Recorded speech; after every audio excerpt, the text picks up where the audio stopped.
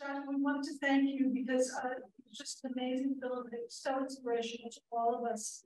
So the first question that I had for you was, how did you get involved with this particular film?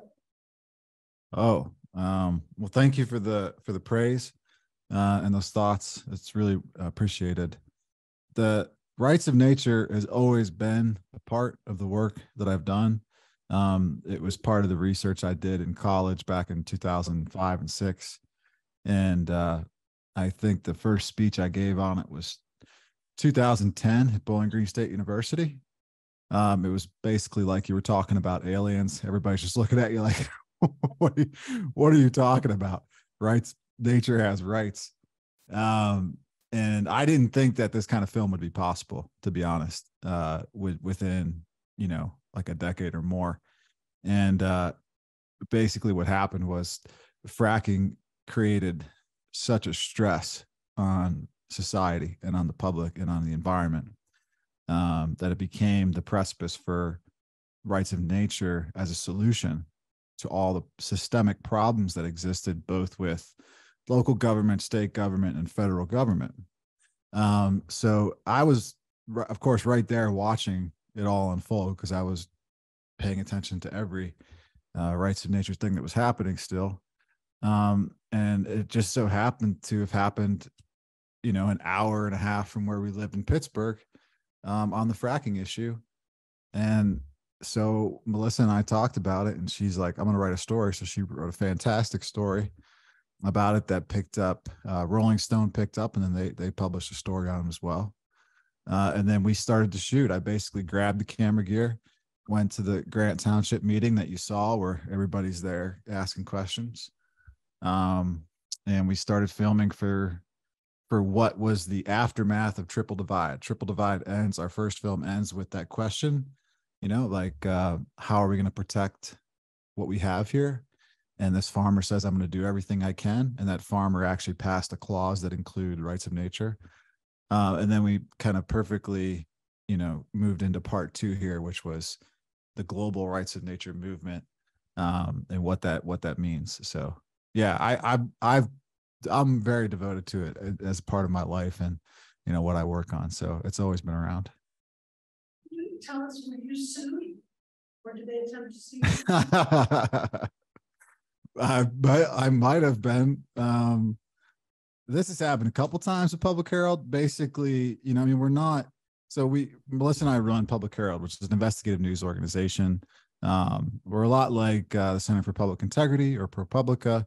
We do transformative stories that completely transform narratives.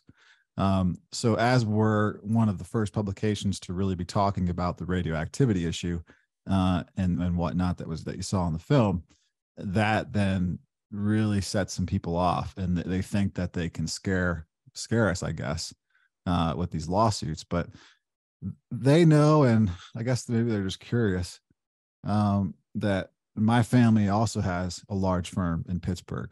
So when they sent that letter, I had my dad's oldest brother. I said, hey, you want to write him a letter back? He said, absolutely. So he wrote him a letter back. He said, thank you so much for your thoughtful letter about Joshua. And we'll be happy to see you in court. Any dates too that you choose. That's basically how that went. And then luckily, I think that between that and basically their threats being unsuccessful with the Seneca and also with the local authorities, that they just backed off. They said, this isn't going to work. We're getting everything wrong is happening for this in this situation. And they all pulled out, investors pulled out, the whole thing was squashed. And of course, a lot of that came from the fantastic communications and pressure that was brought onto them by the Seneca Nation. So one presentation by Maya about the rights, about the Green Amendment. Can you tell us what the difference is between the Green Amendment and the right to claim? Yeah, it's generally, that's okay. Yeah, rights of nature. It's generally, referred to as environmental rights. So it's environmental rights and rights of nature. And basically it boils down to, with environmental rights, you have human at the center of those rights, humans at the center of that decision making, which is a very anthropocentric model, and it's kind of what we've consistently done throughout history in perpetuity.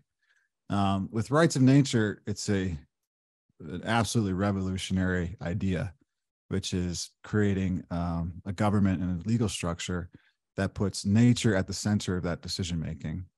And that's how you formulate plans. That's how you formulate laws. That's how laws are tried. And that's just an extraordinary shift in the paradigm of thinking that's happened in human history. And I think that that's just the big difference there is, like, you know, kind of how you tackle this problem based on humans at the center of it, which is what we tried to do with regulations and things like that in the past, versus this sort of new paradigm of, is it possible to do it this way? And should we, you know, ethically and morally do it this way? So.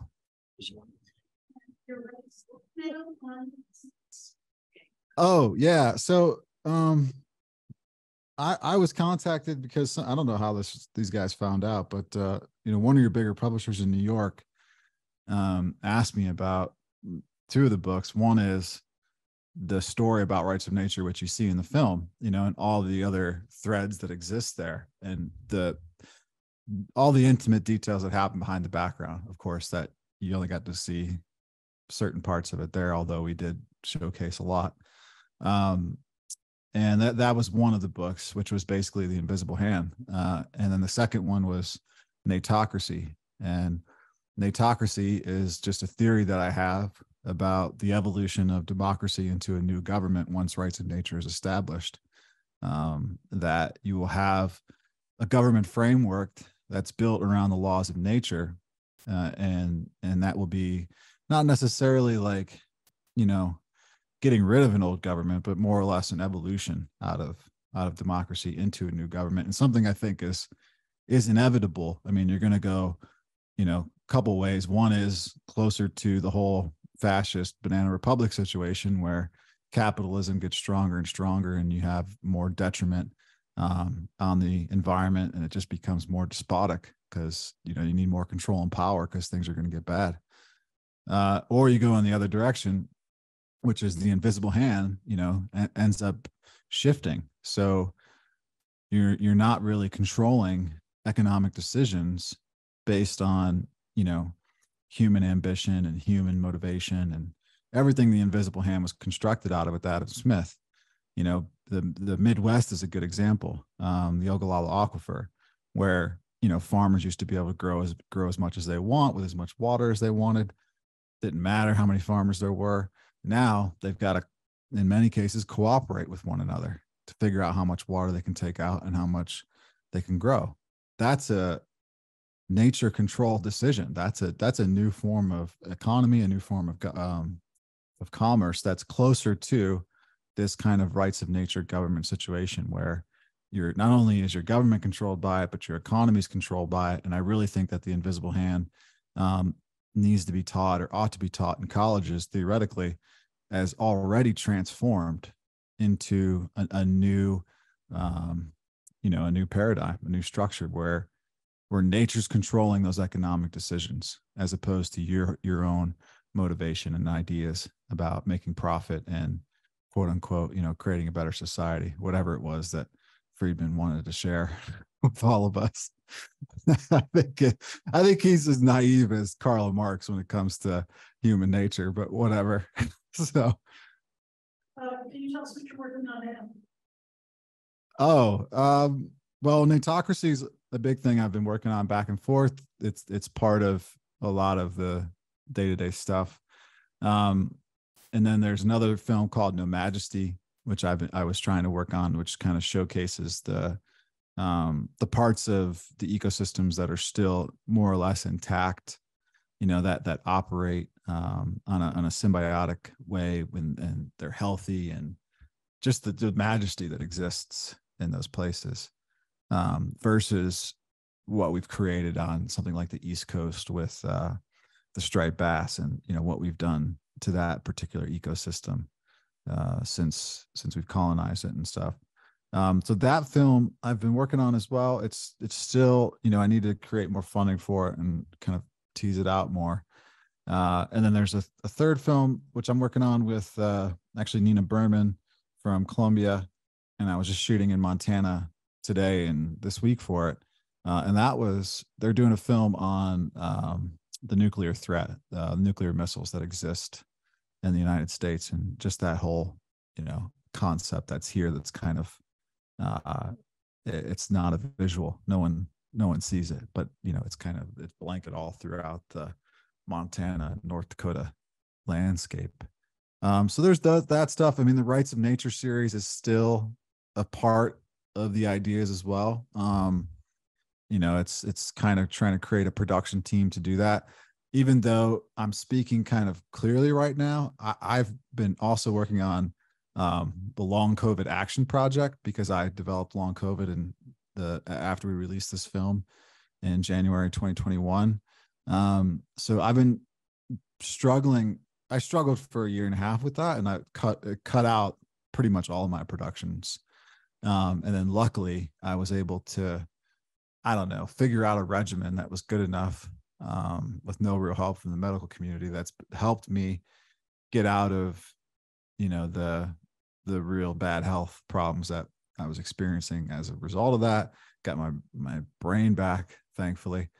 And so I'm working on that project, which is called LCAP, and I hold meetings every week on Twitter, where hundreds of people come from who have long COVID and talk about this. And we've been building commercials. So you can see there's commercials at longcovidactionproject.com, which are going to start to be launched soon. And more or less just creating a wave of advocacy and demands for that, because it's tremendous. It's something like, the low ball numbers, like 5% of us are at risk of this. The middle numbers around like 10 to 20. But I consistently see studies, like Harvard published a study where 44% of the nurses surveyed had long COVID in the survey. It was shocking. But these things aren't really being communicated, and the risks of reinfection and developing long COVID are also being miscommunicated, which is, I'm seeing that pretty consistently. So we're working on that story at Public Herald, basically what misinformation exists with regards to the risks of reinfection right now. So that's been kind of a huge part of my overall work, and is really controlling decisions I'm making going forward. And the one thing that for me, I struggled because I had so many personal problems with this. Here I am in Rights of Nature, and I've pretty much sacrificed most of myself to work on that, from a nature-based perspective.